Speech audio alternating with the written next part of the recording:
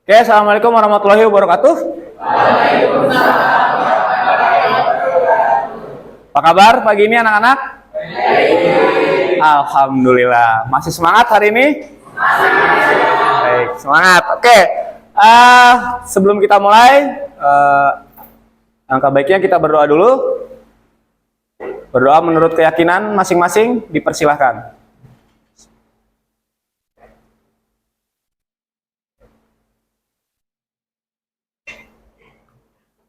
Selesai? Oke. Sebelum kita mulai pelajaran, saya akan cek kehadirannya dulu. Baik, hari ini siapa yang nggak masuk? Gilang Rizky, Luis, sama Rianti. Oke, jadi 3 orang teman kalian nggak masuk. Sakit apa-apa? Ada kabar? Sakit. Kita doakan ya, mereka cepat sembuh ya. Dan bisa beraktivitas kembali. Oke. Baik, hari ini kita akan belajar tentang perubahan sosial lagi. Setelah kemarin kita ketemu dan sekarang kita akan coba perubahan sosial lagi. Tujuan pembelajaran kita, kenapa harus belajar perubahan sosial? Di kompetensi dan pengetahuannya ada memahami berbagai jenis dan faktor perubahan sosial. Lalu ada kompetensi keterampilannya, kenalan, berdasarkan pemahaman dan pengamatan serta diskusi tentang perubahan sosial dan akibat yang menimbulkannya. Jadi ini tujuan kalian mempelajari yang namanya tadi perubahan sosial. Kemarin kita udah belajar tentang apa perubahan sosialnya? Kemarin definisi, terus faktor, sama aja. Oke, kemarin kita sudah belajar 3 dari perubahan sosial. Maka hari ini kita akan coba ngulang sedikit. Kemarin apa definisi perubahan sosial? Ada yang mau jawab? Ya, Pak. Oke, Ferry silakan. Jadi definisi perubahan sosial itu adalah perubahan-perubahan yang terjadi pada masyarakat yang mencakup sistem sosial, nilai, sikap, pola perilaku, kebudayaan, kesenian, ilmu pengetahuan, dan teknologi yang menimbulkan perubahan ke arah progres atau regres. Oke, progres dan regres. Ada yang tahu artinya progres dan regres? Progres apa artinya? Progres? Ya, apa? Progres, kemajuan. Kalau berarti regres? Oke, mundur. Jadi perubahan sosial ini sebenarnya bisa membawa dalam tanda kutip kemajuan atau bahkan kemunduran. Hari ini materi yang akan Bapak bawakan hari ini, kita akan coba membedah perubahan sosial tapi dari lagu. Oke, lagu yaitu Ujung Aspal Pondok Gede. Oke. Oh ya, kemarin Bapak juga lupa nih.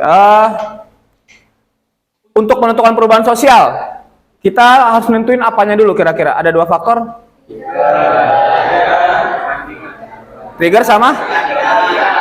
sama perbandingan. Oke. Trigger artinya apa?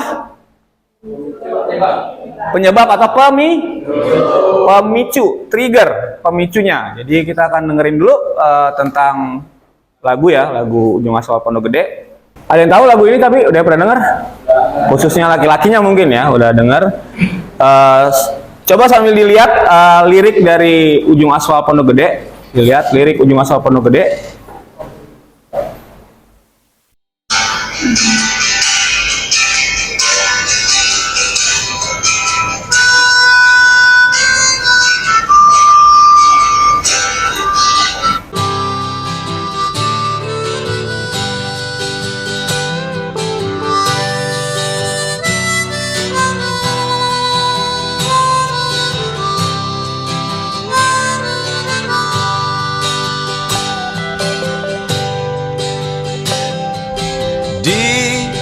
Kamar ini aku dilahirkan,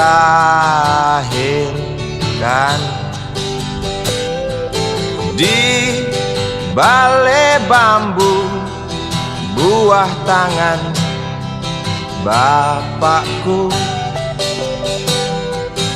Di rumah ini aku dibesarkan, di belai mesra lentik jari ibu.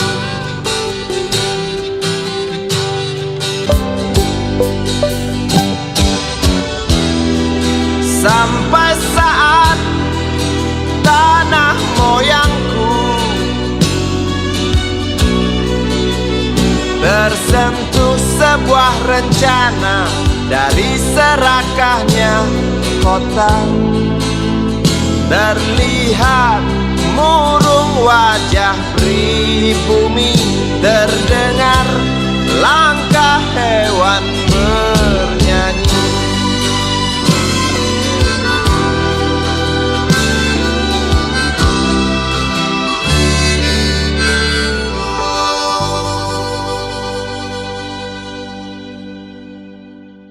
Di situ dilihat lirik pertamanya apa? Kampung ini aku dilahirkan. Oke, sekarang kita langsung aja. Menurut kalian dari seluruh syair yang ada di ujung Pondok Gede, ada nggak sih yang gambarin perubahan? Sampai saat tanah moyangku apa? Tersentuh dari sebuah rencana dari serakahnya kota. Oke. Berarti di situ udah kelihatan, berarti mau ada apa tuh di Pondok Gede berarti di ujung aspal? Pembangunan. Baik, pembangunan. Berarti jelas di sini yang jadi trigger perubahan ujung aspal Pondok Gede adalah apa? Iya, pembangunan atau infrastruktur. Lagu ini diciptakan tahun 85. Pada saat itu ujung Asia, kalau kita lihat sebenarnya, kalau kita pakai konsep misalkan, pakai konsepnya misalkan dalam sosiologi ada yang namanya imajinasi sosiologi. Jadi seorang sosiolog itu harus punya imajinasi. Apa sih imajinasi sosiologi? Oh, imajinasi sosiologi adalah bagaimana sebenarnya kita mampu menganalisa mana yang private publik, mana yang publik. Problem publik ya, maksudnya jadi ada yang isunya isu pribadi dan isu publik. Nah, kalau Anda lihat lagu ini adalah yang menghantarkan dari isu private ke isu publik, jadi ada garis benangnya lagu. Mungkin kalau dalam media lain bisa berupa stand up misalkan, bagaimana seorang komika mengekspresikan pandangan dalam tanda kutip subjektif dia terhadap keadaan sekitar dia lewat materi stand up. Dalam lagu sama, seorang pencipta lagu juga berusaha mendelivery apa yang dia lihat di sekitarnya. Dalam hal ini, ujung aspal Pondok Gede itu menghantarkan bagaimana subjektivitasnya Iwan Fals dalam memandang lingkungan dia tinggal, yaitu ujung aspal Pondok Gede. Yang tadi dibilang Raja adalah bagaimana dia melihat bagaimana tempat dia tumbuh yang dari kecil berubah. Kalau Anda lihat akhirnya di situ ada teman-teman kecilnya pergi, tanah-tanah kosongnya berubah jadi pabrik, dan mereka pergi nggak kembali lagi gitu teman-teman kecilnya. Jadi terpisah gara-gara pembangunan. Kalau Anda lihat sekarang di Jatiwarna, yaitu dekat Jatiwarna, jadi ujung aspal itu dekat yang namanya daerah namanya Jatiwarna. Nah, di situ tahun 2000 saya SMA kalau nggak salah. Nah, di situ dibangun namanya Tol Jatiwarna, Tol Jor. Nah, Jatiwarna itu salah satu masuk ke dalam Tol Jor itu. Jadi Tol Jor kan sampai sana ya, ring road. Nah, itu di sini Jatiwarna ini salah satu bagian dari Tol Jor tersebut. Nah, ketika Tol Jor itu dibuat di Jatiwarna, jadi sebelum ada tol itu, ini kita ngomong triggernya ya. Jadi tol ini adalah trigger. Kenapa? Jadi sebelum ada tol itu, saya SMA tuh di situ ya masih begitu masyarakatnya. Mata pencariannya masih bertani dan ke pasar. Jadi pada jualan di pasar Kecapi namanya. Jadi setiap subuh tuh ada kakek-kakek selalu bawa keranjang 2 tuh yang bambu ke arah pasar Kecapi. Lalu komposisi etnisnya juga masih Betawi di sana. Jadi rata-rata Betawi. Kita udah lihat di sini tahun 85 berarti Iwan Fals keadaannya kayak gini. Komposisinya Betawi, lalu mata pencariannya masih tradisional. Ketika ada Tol Jor, itu berubah. Yang tadinya komposisinya cuma satu Betawi, jadi nambah gak kira-kira? Nambah, karena tadi ada tol. Orang pengen punya rumah deket tol dong. Akhirnya timbullah pemukiman-pemukiman yang diisi yang bukan hanya orang Betawi tentu saja. Diisilah orang-orang pendatang yang berkegiatan di situ. Ada yang buka usaha, bekerja di perusahaan, iya kan? Ada yang wirausaha dan segala macam. Sehingga aspek lain dalam kehidupan orang-orang Jatiwarna asli ikut berubah. Yang tadinya mungkin masak sendiri, gara-gara banyak yang wirausaha orang pendatang, makanan lebih instan, sekarang nggak bakalan masak sendiri. Ada Gojek, GoFood, dan segala macam. Apalagi sekarang dekat Jatiwarna tuh ada McD, ada Starbucks, dan yang lain. Oke. Nah, dari sini kita bisa lihat perubahan sosial ini gara-gara satu tol, itu bikin kehidupan berubah seutuhnya. Ekonomi, komposisi etnis, mata pencarian semuanya berubah. Otomatis gaya mereka bersosialisasi juga berubah. Yang tadinya misalkan orang Betawi itu terkenal dengan, misalkan dulu saya kecil ngalamin sih, saya mainin di rumah tetangga nih, waktunya makan siang, ya saya akan dipanggil ikut makan siang di situ. Atau ibu-ibunya saling ngasih makanan atau tukar makanan, biasanya tukar lauk ya, biasanya gitu. Jadi saya bawa telur dadar, dia bawa ayam goreng misalkan. Besok saya telur dadar lagi, dia ayam goreng lagi gitu. Rugi ya dia. Itu ketahuan pelitnya. Oke. Dari sini kita bisa tahu bahwa sebuah lagu bukan hanya lagu, tapi menggambarkan sesuatu yang sebenarnya punya makna sosiologis. Dia punya makna yang sosiologis. Ini yang dibilang kenapa setiap sosiolog harus punya imajinasi untuk menerjemahkan fenomena-fenomena di sekitar kita secara sosiologis. Makanya dia harus punya imajinasi untuk merangkai fenomena itu ke dalam sebuah teori yang sosiologis, sehingga menjadi fenomena yang sosiologis. Paham ya sampai sini ya? Oke, baik. Karena kita sudah mengerti tentang lagu Ujung Aspal, maka sekarang tugas kalian adalah membentuk sebuah kelompok dan memilih lagu-lagu dari, ini band masa lalu juga, alirannya keren, qosidah. Jadi salah satu genre yang ya saya bilang keren kenapa? Karena nggak semua bisa melakukan genre qosidah, bahkan sampai hari ini nggak ada yang bisa menggantikan grup ini. Nggak ada yang mampu memainkan notasi dan mengeluarkan syair sekeren mereka. Anda bisa cek lagu-lagu sekarang, ada yang bisa nyanyiin syair-syair dari mereka? Syair-syair grup ini tuh prediktif, mengandung syarat perubahan sosial, itu keren banget. Oke, nama grupnya adalah Nasidaria. Oke, ini salah satu grup legend yang menurut saya ya tadi yang saya bilang, dia belum tergantikan di Indonesia, bahkan di dunia. Ini grup qosidah yang saya rasa ya sangat jarang menggantikan lah. Nanti kalian milih lagunya dan itu akan dibuat sebuah poster. Oke.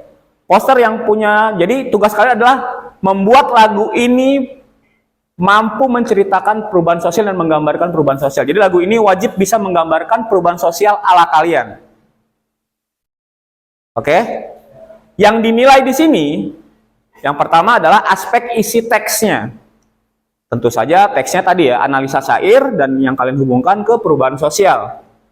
Yang kedua adalah tentu saja ilustrasinya. Yang ketiga adalah pewarnaannya. Jadi ada 3 elemen yang akan saya nilai dalam tugas ini.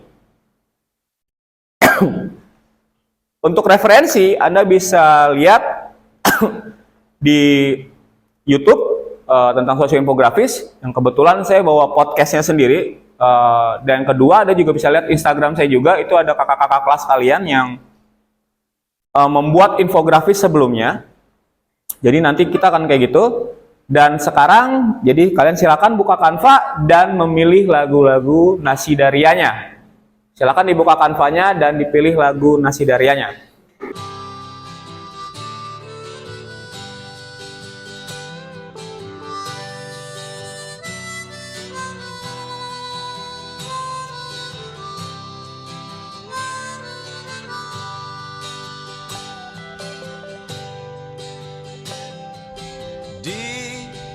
samar ini aku dilahirkan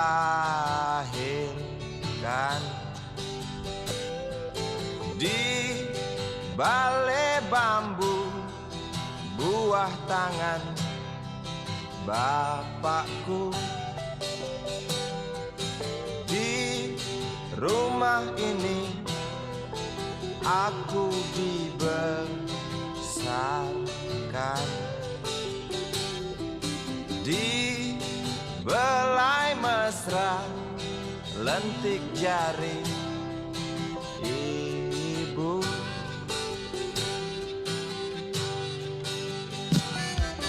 Nama dusunku ujung aspal, Pondok Gede.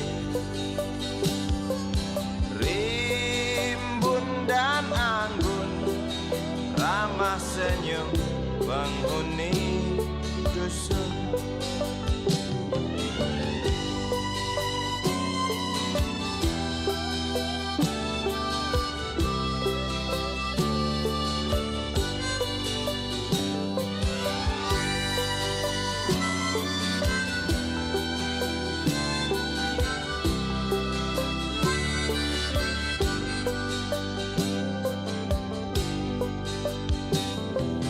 Kambing 9, motor 3, bapak punya.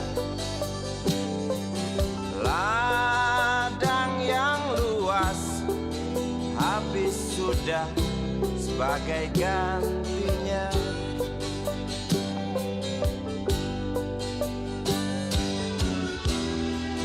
Sampai saat tanah moyangku tersentuh sebuah rencana dari serakahnya kota.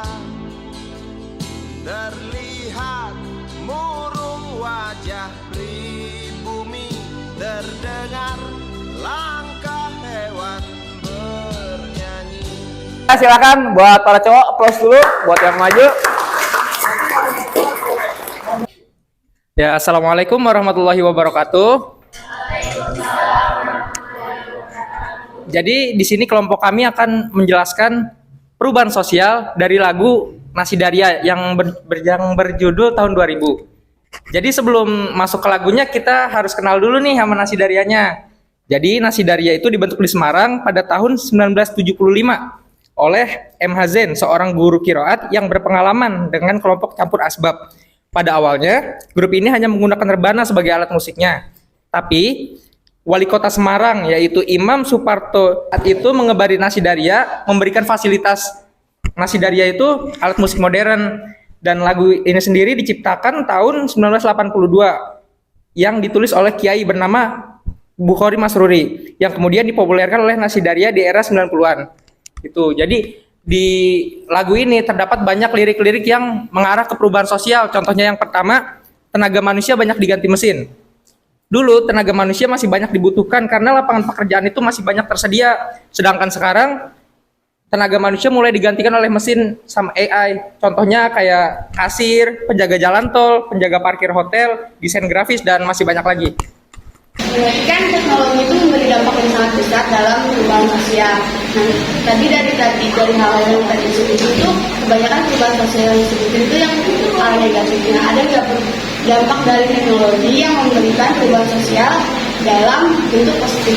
Nah, jadi perubahan sosial yang terjadi di lagu ini itu nggak cuma ngasih dampak negatif buat kita. Jadi ada mungkin banyak perubahan positif yang bisa kita rasain. Contohnya tenaga manusia banyak diganti mesin. Jadi kayak misal pekerjaan yang dilakukan mesin itu bakal lebih efisien gitu. Terus, nah berkembangnya AI juga bisa memudahkan pekerjaan manusia sendiri. Kemudian mungkin zaman dulu belum ada internet, sedangkan sekarang udah ada internet. Jadi kayak masyarakat dapat informasi itu jadi lebih cepat dibanding dulu gitu. Assalamualaikum warahmatullahi wabarakatuh. Kelompok kami memilih lagu dari Nasi Daria yang berjudul Wajah Ayu Untuk Siapa. Sejarah lagunya, lagu ini diciptakan oleh Kiai Haji Bukhari dan dinyanyikan atau dipopulerkan oleh tim Qasidah Nasidaria. Pencipta lagu ini wafat pada 2018. Dan lagu ini telah di-remake beberapa dari generasi Nasidaria. Ini. Meaning lagu, dalam beberapa wawancara di sumber online, Nasidaria sempat menjelaskan bahwa maksud lagu ini diciptakan adalah untuk menjaga batasan-batasan dalam bergaul. Perubahan lagu ini adalah fashion yang belum bervariasi. Kalau dulu tuh model rambut kebanyakan perempuan hanya bob pixie dan wavy bob aja. Sekarang udah banyak kayak wolf cut atau yang lain-lain. Salon untuk tempat mempercantik diri karena saat itu skincare belum marak digunakan. Dulu skincare itu nggak dijual pasaran kayak di online shop seperti sekarang. Rata-rata mereka kalau mempercantik diri itu harus ke salon. Dan sekarang udah lebih mudah. Untuk refleksi hari ini tentang materi ini ya, tentang perubahan sosial, kegunaan kita belajar perubahan sosial apa sebenarnya? Saya pernah dengar atau saya lupa, saya yang bikin atau orang saya pernah dengar ada kata-kata seperti ini, quotes kira-kira, perubahan itu adalah keniscayaan, artinya pasti terjadi. Jadi keniscayaan itu pasti terjadi. Jadi perubahan adalah sesuatu yang pasti terjadi dalam hidup kita. Dan siapapun yang tidak beradaptasi, yang tidak bisa beradaptasi dengan perubahan tersebut, maka akan tersingkir dari peradaban. Kenapa ini jadi penting? Nah, belajar ini jadi penting ya tadi. Kalau Anda nggak bisa memilah dan memaknai perubahan di sosial sekitar Anda secara sosiologis, Anda nggak akan bisa yang namanya beradaptasi. Dan kalau Anda nggak bisa beradaptasi, Anda akan gagal dalam peradaban, bahkan tersingkir dari peradaban. Di zaman kalian, 10 tahun dari sekarang, ya kita bisa tahu, perdagangan bebas terbuka, visa orang keluar masuk bebas, persaingan secara global, orang kerja di sini bukan Anda ada ya, ada orang Singapura dan yang lain karena udah nggak pakai visa orang masuk. Visa kerja itu udah nggak ada. Jadi Anda akan bersaing sama orang-orang luar negeri. Jadi, dan satu-satunya cara untuk bersaing dengan itu adalah, ya pendidikan. Jadi Anda harus semua mengenyam pendidikan tinggi. Karena di zaman Anda, ya itu sebuah kewajiban. Kalau di zaman saya mungkin S1 itu, ya sunnah lah ya. Iya bisa diambil, bisa enggak gitu ya. Iya, sunnah aja gitu. Kalau Anda sekarang jatuhnya pendidikan tinggi itu fardu ain. Kewajiban, kalau Anda mau punya skill apapun, tadi saya sempat singgung, untuk Anda bekerja, IPK sekian. Berarti kan IPK, indeks prestasi kumulatif itu cuma ada di universitas. Berarti kalau syarat nomor satunya IPK, Anda harus kuliah. Mau Anda nomor 2, 3, 4-nya nggak bisa, karena nomor satunya nggak terpenuhi. Itu kenapa berderet tuh. Yang prioritas berarti yang atas. Kalau Anda punya yang atas, Anda punya ijazah, baru bisa mengakses nomor 2, 3, dan seterusnya di syarat-syarat kerja tersebut. Jadi kalau Anda nggak punya pendidikan tinggi, Anda nggak bisa bersaing. Tadi yang saya bilang, itu refleksinya. Bahwa perubahan sosial itu pasti akan terjadi di sekitar kita. Dan siapa yang tidak bisa beradaptasi, maka dia akan tersingkir dari peradaban. Dengan melakukan pembelajaran melalui metode sosioinfografis ini, saya jadi bisa belajar mengolah data yang baik dan benar. Saya juga bisa meningkatkan skill diskusi dengan teman-teman saya. Dan juga saya bisa belajar desain melalui sosioinfografis ini. Oke, itu aja dari saya. Terima kasih semuanya atas pembelajaran hari ini. Tepuk tangan buat kita semua. Sampai ke minggu depan, berarti kita sudah menyelesaikan tentang bab ini, perubahan sosial, maka minggu depan kita akan masuk dalam materi modernisasi.